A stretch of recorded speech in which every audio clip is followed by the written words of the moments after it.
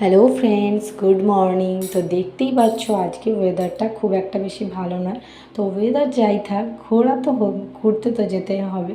তো আজকে আমার এক পিসি শাশুড়ি বাড়িতে আমাদের গণেশ পুজোর নেমন্তন্ন ছিল। তো সেখানে যাওয়ার জন্য দেখো আমি রেডি হয়ে গেছিলাম। তো রেডি হয়ে দেখো আমরা রাস্তায় বেরিয়ে পড়েছি। আর এই দেখো দুষ্টকে হাতে একটা গাড়ি নিয়ে বেরিয়েছে। ও যেখানেই যাক না কেন ওর গাড়ি একটা করে নিয়ে যেতেই হবে, না হলে চলে না। তো আমরা ইতিমধ্যে পিসির ফ্ল্যাটের সামনে চলে এসেছি। আর দেখতেই পাচ্ছ দরজাটা খুব সুন্দর করে সাজানো হয়েছিল, এবং দরজার পিসিদের বাড়ির যে দরজাটা তার মধ্যেও একটা গণেশ ঠাকুর রয়েছে, যেটা আমার প্রথম থেকে খুবই পছন্দ। তো আমরা পিসি ফ্ল্যাটের ভেতরে আসি, এবং তারপর তোমরা দেখতেই পাচ্ছ গণেশ ঠাকুরের মূর্তিটা খুবই সুন্দর। মূর্তিটা খুবই সুন্দর হয়েছিল, ছোট্টর মধ্যে একদম জায়গায় কিউট গণেশ ঠাকুর। তো পিসির বাড়িতে আরও সব ঠাকুরগুলো যারা মানে যে ঠাকুরগুলো রয়েছে তারা আমি ভিডিও তুলে নিয়েছিলাম। এই একটা গণেশ ঠাকুর যে